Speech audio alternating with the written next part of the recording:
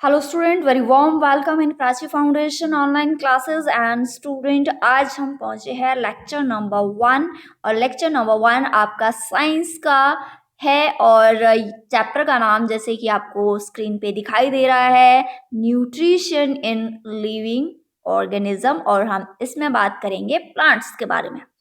बहुत ही interesting chapter है और बहुत ही मज़ेदार भी है। इंटरेस्टिंग और मज़ेदार एक ही बात हुई, लेकिन सबसे ज़रूरी बात है ये सबसे ज़्यादा इजी चैप्टर है। इजी इसलिए लगेगा कि अगर आपने पिछले साल बहुत अच्छे से मेहनत करके पढ़ाई की है तो ये चैप्टर सिर्फ एक रिवीजन होगा। ठीक है, इसके बाद इसमें हम कुछ चीज़ें डिटेल में ज़रूर पढ़ेंगे, लेकिन कहीं पर भी आपको ऐसा नहीं लगेगा कि ये तो मैं जानता ही नहीं था या जानती ही नहीं थी। ठीक है, तो हर दिन आप वीडियो देखिए, नोट्स बनाइए मेरे साथ, और फिर देखिए आपके एग्जाम के लिए जो आपके हाथों आपने अपने हाथों से जो नोट्स बनाए होंगे एग्जाम में, उतने ही नोट्स काफ़ी है। पूरी बुक पढ़ने की आपको बिल्कुल भी ज़रूरत नहीं है। और मैं आपको इस वीडियो में ये भी बताऊंगी कि किस तरह से नोट्स तैयार करने हैं फाइनल एग्जाम के लिए।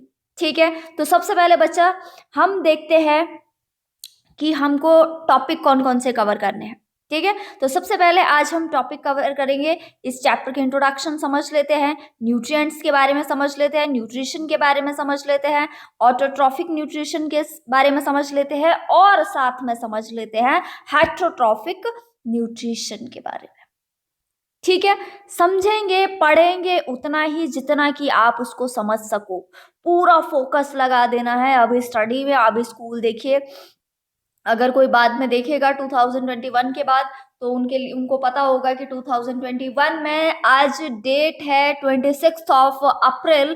अभी जो है पूरे छत्तीसगढ़ में लगा है लॉकडाउन, और कुछ और भी स्टेट्स है जहाँ पर लॉकडाउन लगा है, लेकिन मैं बात करूंगी अपने स्टेट की कि यहाँ पर हमारे है लॉकडाउन, जहाँ पर बच्चों की जो पढ़ाई है वो पूरी तरीके से कहीं ना कहीं यार अफेक्ट हो रही है। लेकिन हम प्राची फाउंडेशन की जो टीम है वो पढ़ाई को अफेक्ट नहीं होने देगी, हर संभव कोशिश करेगी कि बच्चों तक जरूरी चीजें पहुंच सके। तो सबसे पहले बात करते हैं, इंट्रोडक्शन में आते हैं। और इंट्रोडक्शन में एक इंपॉर्टेंट चीज बच्चा नोट करनी है। मैंने जो ये लिखा हुआ है ना, आपको जो स्क्रीन पे दिखाई दे रहा है, ये सारी चीजें इस तरीके से लिखी है कि आपको भी ऐसे ही लिखना है। ऐसे ही अपने जो नोट्स है आप इससे बेहतर बना सकते हो तो इससे बेहतर बनाइए।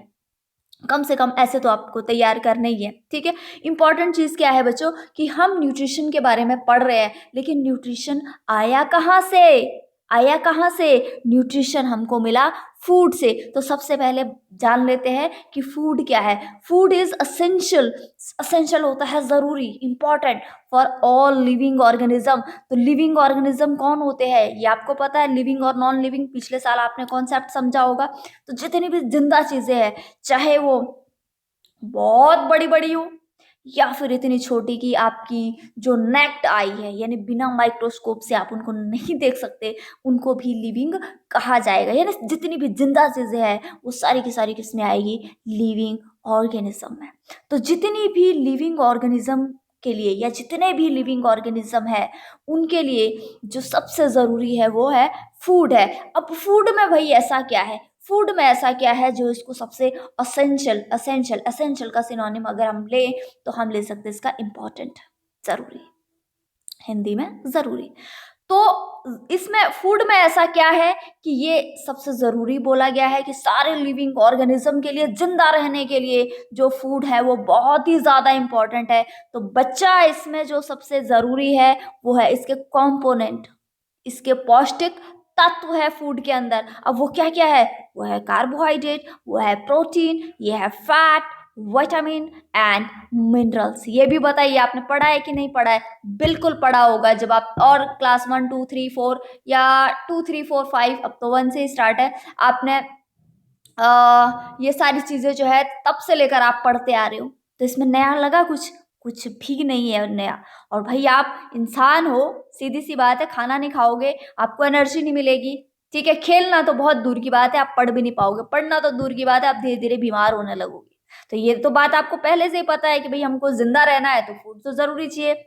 अब यहाँ पर फूड के अंदर ऐसा क्या है जो उसको जरूरी कहा गया है और हमको फूड लेना ही है, तो वो है उसके कंपोनेंट यानी उसके पौष्टिक तत्व। वो कौन से है? Carbohydrate, protein, fats, vitamin and minerals. अब ये 5 जो चीजें है ना बच्चों, इसको याद करने के लिए आपको कॉपी देखने की जरूरत नहीं पड़नी चाहिए, ये आपको ऑन द टिप्स 5 फिंगर्स पे एकदम याद हो जाने चाहिए। समझ आ गया? ठीक है, चले आगे, बिल्कुल चलते आगे।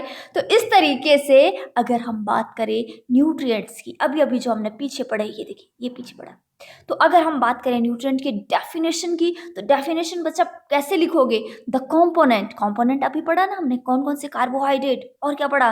फैट, और क्या पढ़ा? प्रोटीन, और क्या पढ़ा? विटामिन, और क्या पढ़ा? मिनरल। इन्हीं की बात हो रही है, यही कंपोनेंट के बारे में हो रहे हैं, जो कि फूड में ये सारे जरूरी कंपोनेंट होते हैं जो कि हमारी बॉडी के लिए ज़रूरी है, और ये हमारी बॉडी के लिए ज़रूरी है, इसीलिए हम इसको फूड लेते हैं और फूड के द्वारा ये हमारी बॉडी में जाते हैं, तो इन्हीं को बोलते हैं न्यूट्रिएंट्स।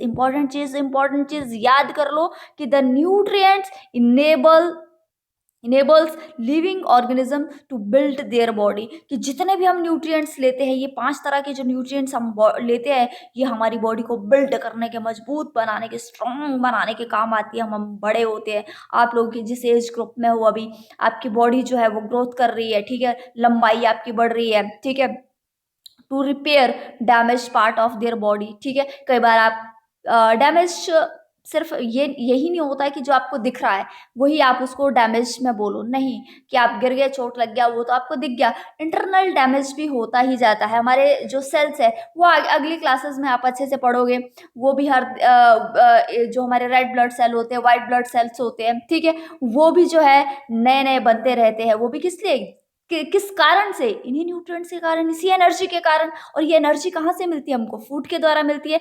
तो फिलहाल तो ये समझो आपके जितने भी डैमेज पार्ट है बॉडी के, वो भी रिपेयर होते हैं, किसके कारण? इन्हीं न्यूट्रिएंट्स के कारण। तो इस तरीके से हमें लाइफ प्रोसेस करने के लिए या अपने जीवन को जीने के लिए जो जितनी भी एनर्जी चाहिए, वो एनर्जी लेने के लिए हमको ज़रूरत होती है फूड की।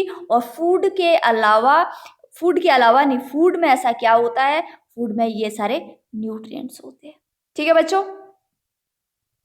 अब बात करते हैं एक इसी से रिलेटेड टॉपिक की, और वो बात है न्यूट्रिशन के बारे में। अब हमने पीछे देखा कि फूड सारे लिविंग ऑर्गेनिज्म के लिए बड़ा ज़रूरी है, लेकिन हमने ये भी पढ़ा कि बड़ा ज़रूरी है क्यों, पढ़ा कि नहीं पढ़ा? अब हम बताएंगे, ये बताने की कोशिश करूंगी कि the process of obtaining and utilising food by an organism, यहाँ पर कोई भी लिविंग ऑर्गेनिज्म ले लो, आप अपने आप को ले लो, आप भी एक लिविंग ऑर्गेनिज्म हो।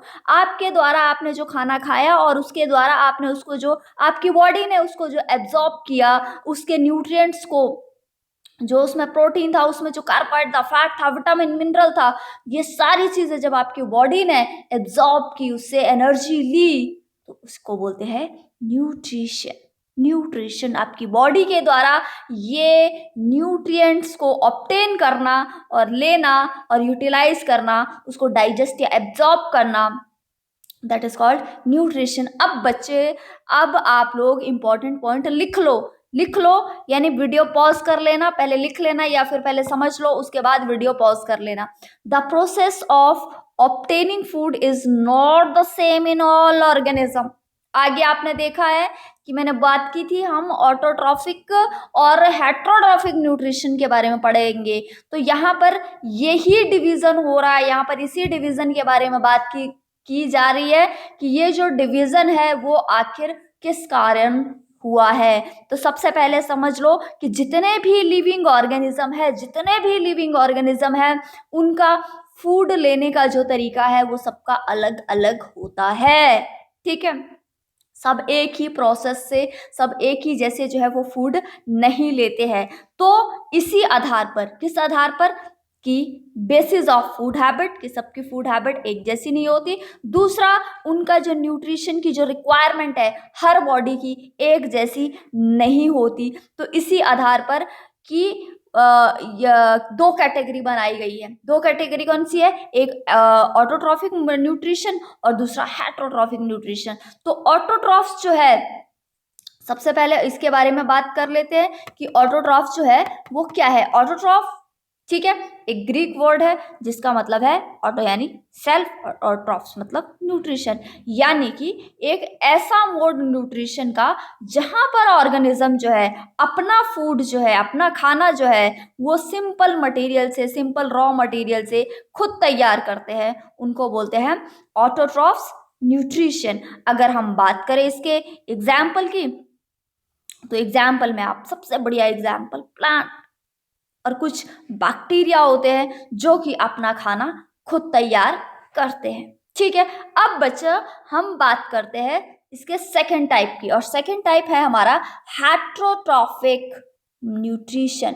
हेटरोट्रॉफिक न्यूट्रिशन, अब यहाँ पर सबसे पहले आप समझ लो कि ये भी एक ग्रीक वर्ड है। ग्रीक वर्ड हेट्रोन से लिया गया है, यानी एंड अदर, जो अपने फूड के लिए दूसरों पर डिपेंड रहते हैं उनको बोलते हैं हेटरोट्रॉफिक या हेटरोट्रॉफ्स बोलते हैं। तो अब बात करते हैं इसके डेफिनेशन की कि हेटरोट्रॉफिक न्यूट्रिशन क्या है।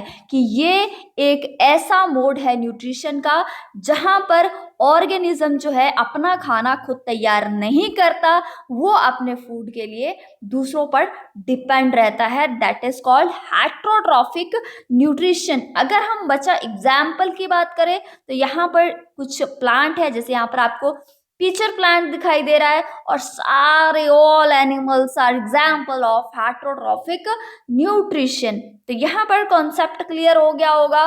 किसका कॉन्सेप्ट क्लियर हो गया होगा? ऑटोट्रॉफिक न्यूट्रिशन का और हेटरोट्रॉफिक। ऑटोट्रॉफिक न्यूट्रिशन जो अपना खाना खुद तैयार करते हैं with the help of some raw material. वो रॉ मटेरियल क्या है? वाटर है, CO2 यानी कार्बन डाइऑक्साइड है, सनलाइट है, यानी खाना ये तभी बना पाएंगे जब सनलाइट है, और सबसे जरूरी चीज क्लोरोफिल। क्लोरोफिल होनी चाहिए, तभी ये सारी चीजें यानी अपना खाना वो तैयार कर देंगे। बच्चा अगर आपको मैं दूं आटा दूं, कच्चा आटा दूं, ठीक है, वाटर दूं, और उसके बाद मैं बोलूं कि मुझे रोटियां बना कर दीजिए, तो जब तक घर में गैस ही नहीं होगी तो रोटी कहाँ से बनेगी? नहीं बन पाएगी।